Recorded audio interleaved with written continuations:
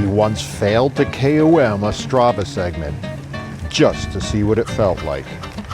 His average speed is above average. When he camps on tour, the experience is intense. He is the most interesting cycle tourist in the world. I don't always bike pack on vacation, but when I do, I ride my bike. Stay adventurous, my friends.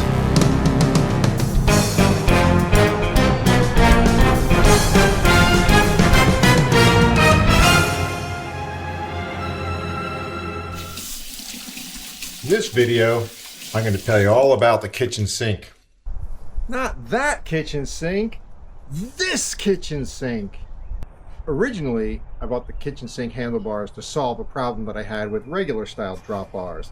Namely, that's once you put a tent up front, you're restricted with the amount of space that you have on the bar. Even shifting can interfere with the brifters that are up there. So the solution, wider bar with some flair. Enter the kitchen sink handlebar. I've got space to mount my tent. I can mount my light. I can put my GPS unit up here. Everything was solved. Or was it? This isn't my first rodeo with having Redshifts kitchen sink handlebars on my bike. I originally had them on my Heatwave Sin City DC tour, after which I promptly took them off. When I initially set them up, I had the brifters facing straight out. I found that to be very, very uncomfortable on the palms. As I was riding the bike, my palms would get very, very achy, even after about 25-30 miles. In fact, it was so bad, there was a rider that I ran across on the C&O that wanted to buy a set of the kitchen sink, and I was willing to swap handlebars with him right then, right there, if it didn't involve a lot of work with rewrapping bar tape. When I'm stuck inside during the cold weather months, I watch a lot of YouTube videos. I somehow got on YouTube's algorithm for lots and lots of kitchen sink handlebar reviews. Now, I had already had them on my bike and I gave them up, but a lot of reviewers really liked this stuff. So I thought, did I have them set up incorrectly? Did I need all the accessories? Should I really give these things another go? one of the first things that I did when I put these bars back on was align my brake lever and shifters, or brifters as they're called, parallel with this loop. So that canted the brake levers inside. So when I'm actually on the tops of these hoods, my hands are within about 1 or 2 millimeters of what they would have been on my 42 centimeter bar. Since I spend 95% or more time on top of the hoods when I'm riding, having them the same width as my other 42 centimeter handlebars makes these much more comfortable. Aligning the hoods this way, 5 stars. First, some specs on the handlebars. These come straight from Redshift's site. The bars are 20 millimeter rise from the center stem to the top of the drop bar. They are 44 centimeters wide. The bars come anywhere in widths from 41 centimeters all the way up to 53 centimeters, which I'm sure the orangutans with their 8-foot wide arm span had something to do with. We need to talk about your flare. Okay, flare. These things have a 25-degree flare out. I think that's enough flare, don't you? The flare does 2 things. One, it gets you a bit wider when you're in the drops, and the brifters are focused outwards. So when you're shifting in, it doesn't get in the way of any of the luggage that you're carrying in between your drop bars. I'm making this video to give you real world impressions on how these handlebars work and feel, because nobody sent these to me. I spent my hard-earned money on these just like you guys do. And actually, when I put them on for the second time, I spent even more money buying a lot of the accessories. That's how they get you all the time. Grips that go on the top of the bars for your hands when you're climbing. The extra long tape that wraps all the way around from the bottom of the drop bars all the way up and through the loop. I haven't used it all. the drop bar grips that go on the ends of your drop bar for when you're in the drops, and the extra small loop bag. First off, the loop bag here is ultra cool. Lots of really cool features. It's got a mount that you buy here either for a Garmin or another style, and your Garmin or other unit that uses a Garmin mount fits right on top. Zippers on the side are waterproof. You don't need to keep them closed because it's got a magnetic closure. Open it up, you've got a zippered pocket here for something. I keep my light in here. I've got a towel just if I need to wipe anything off.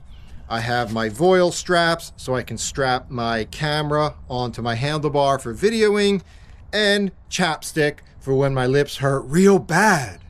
Redshift claims the bag has a 0.75 liter capacity, but zippers on the bottom allow you to push this out. Now you have a lot more space underneath. Redshift's claim is that this will hold a medium-sized phone. This is an iPhone 16 Pro. It's not the Max. It can fit in here but that leaves a lot of room that's being taken up because this fits in diagonally. Can you fit other things in here along with the iPhone? Let's see. I'm going to grab my headlamp. I'll put my iPhone in here on top of that so the headlamp's underneath. I've got my voil straps, which are now going on top of my glass. You might not want that on top of your phone glass. My towel on top of it. So, okay, it can work, but that's packed pretty tightly in there, even with it extended.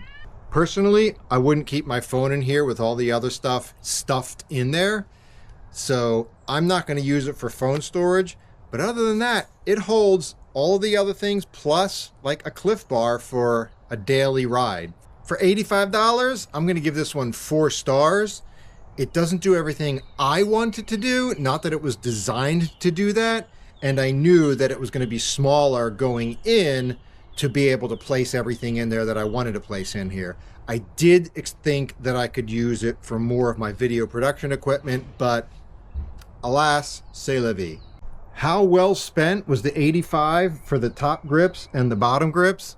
Well, it's a mixed bag. When you come off of the brake hoods and you're climbing and you sit up on top of the drop bars, your hands are normally on this round aluminum bar, or carbon if you're particularly wealthy. With these grips here, this creates almost an ergon-like mountain bar, flat bar style grip. There's a lot more surface area for your palm to sit on, so it's not one round bar just pressing into your palm. Sitting on this with a 44 centimeter bar, now I can even move these things out. This is more like a thinner mountain bar flat style, so when climbing it's very, very comfortable. If there was one thing that you're going to buy for either your kitchen sink handlebar or for a normal bar, because I think these work on normal drop bars, this is it. These are 5 stars bar none. I mean, seriously, look how comfortable I am. Coming off of that 5-star review for the tops, let's talk about the drops. These things are grippy, distribute the weight, comfy, so why don't I like them as much? I find that I just don't need that wide flare within the drops to be able to put my hands down there to get either into an aero position or to be able to move my front handlebar around for more control. I'm fine just staying right on the hoods, and I feel I have more than enough control with that one. So the drops, because I only went into them about twice in 500 miles in Florida, they don't have any value for me. So I could have them there or not have them there. But they were very difficult to put on, so I don't think I'm going to do the labor to take them off. Now let's talk about the extra long bar tape. This bar tape is so long, I had to measure it using Google Maps. That's not true. It's called sarcasm. I don't want any of you calling the Adventures with Paul legal team saying that Paul said it was so long you had to use Google Maps. In actuality, the tape is long enough to wrap all the way from the bottom here around this flare, up over the top and into the loop. So you have plenty of tape to do that. You can wrap your whole handlebars on it. Now, if you go with these bottom grips, that is about 6 inches of the bar area that you don't have to wrap, so you don't need it. If you're not wrapping the top of the loop, you don't need it. Notice I only needed a very small amount right here, which standard bar tape could use. So did I need the extra long? No.